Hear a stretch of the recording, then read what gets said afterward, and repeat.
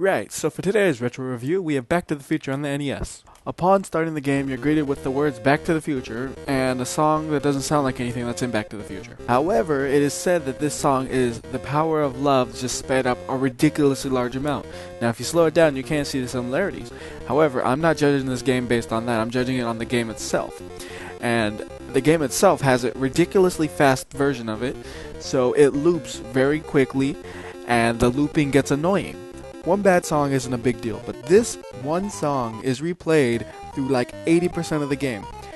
Luckily, for some reason, I guess they actually had a little bit of thought and were like, whoa, this song is fucking terrible. There is a way to disable it. However, I did not disable it through any of the videos, so you will hear it on repeat. So once you start the game, you have this person that's supposed to be Marty, although he doesn't look like Marty. He's said to be Marty in the instruction manual, so I won't question it. But Marty's never worn a black vest ever. It doesn't look like him, but I'll take the game's word and say, okay, this is Marty. So the gameplay works like this. You walk down a street, collect clocks, and try to avoid being killed.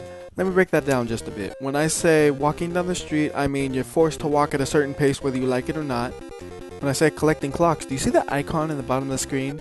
Actually, that's supposed to be a photograph, and the people slowly disappear off of it. So the clocks stall time so that people don't disappear, because if the people disappear, it symbolically means that, well, I really don't know what it means, but that's what it does. You collect the clock so the pictures in the bottom doesn't disappear.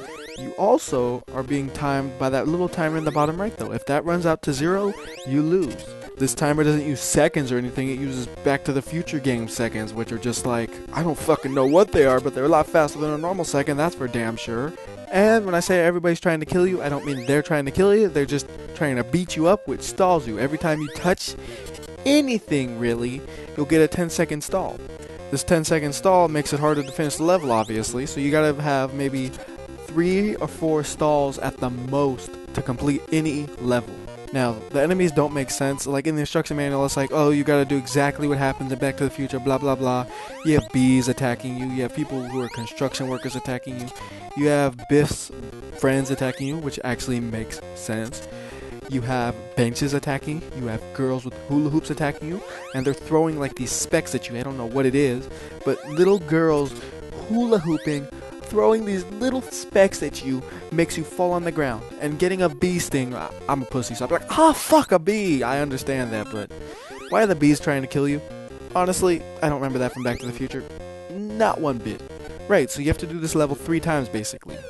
What I mean by that is, you do the level, then there's a pretty much duplicated level with a slightly different layout, and then another one with a slightly different layout until you get to a minigame. So in the minigame, you are at a bar, and you're throwing shakes at Biff's friends who are trying to attack your dad. You're protecting him. At least that's what the manual says. Your dad is nowhere in sight, and you're just throwing, I can't even tell if they're shakes, but you're throwing shit at them, and they go down. You just have to hit them exactly on the head, though. If you hit them like on the body, it goes right through them. You have to do headshot, headshot, headshot, or else you won't make it. I found the easiest way to do it was to just spam shakes everywhere. And when you see nobody, just spam them. Spam them like fucking hell.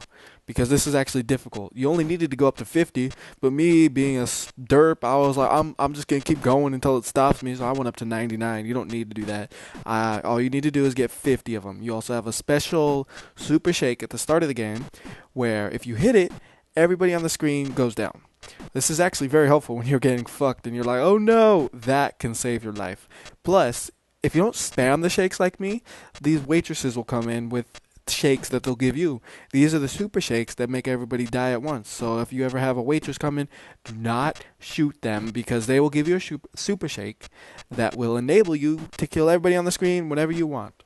After you get done with the minigame, you go to more walking. However, the color palette has changed. You may be wondering why.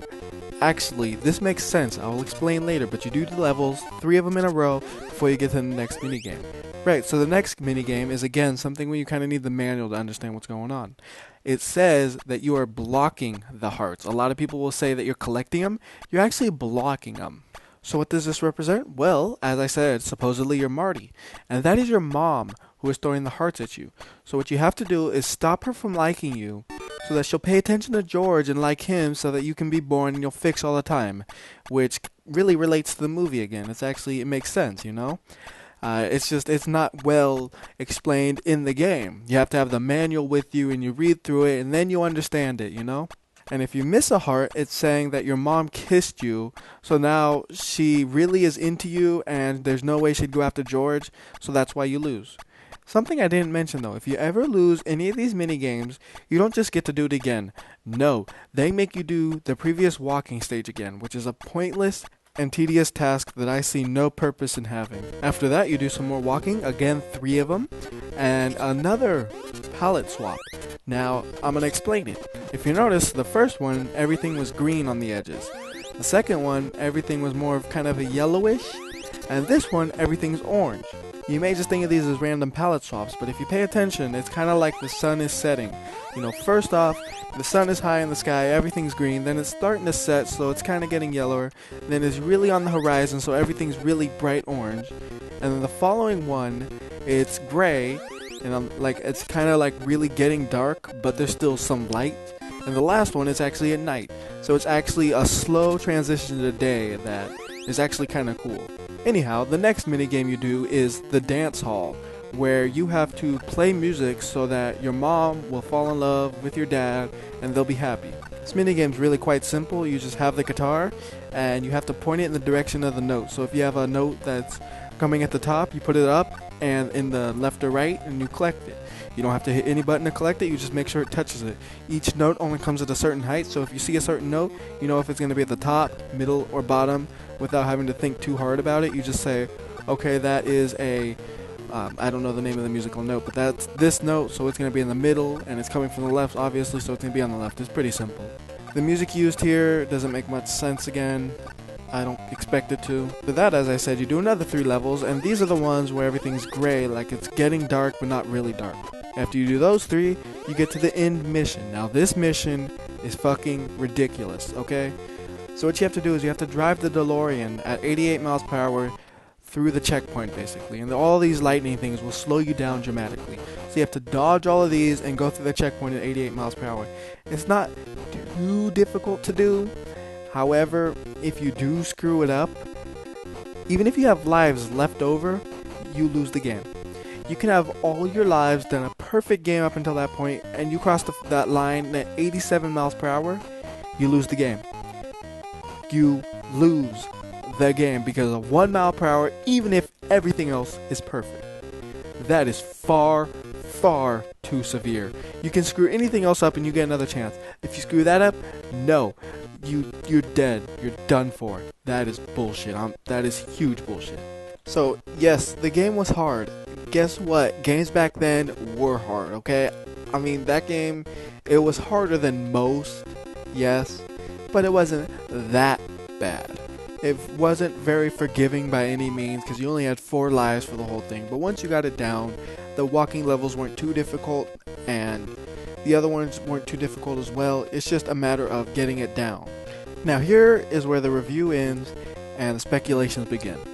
As I said, this does not look like Marty. It looks like somebody entirely different. And that picture at the bottom where they're slowly fading, it's in black and white. So what I think happened is, it's that person who you were playing as killed all 3 of them and now they're zombies. The clocks you are collecting extend their life. You need them alive to repair the DeLorean so you can travel through time on your own free will doing whatever the hell you want. The reason literally everything is out to get you is because they all know you're gonna try to destroy the world, basically. It's so bad that even Biff is trying to stop you because you're so evil. It doesn't matter what you're throwing in the first minigame, all that matters is that you keep them away so that you can get the DeLorean and do whatever you want. In the second minigame, the reason you're trying to block the hearts is because she's trying to seduce you so that you don't steal the DeLorean and that you stop what you're doing. You block them so that she doesn't do this and that you can continue on. The reason you play music is because that is the ritual to make the zombies come alive to repair the DeLorean. Once the DeLorean is repaired, you get it up to 88 miles per hour, and you're off to wherever you want, and you could do whatever you want, and nobody is there to stop you. At least that's what I think. I could be wrong, you never know.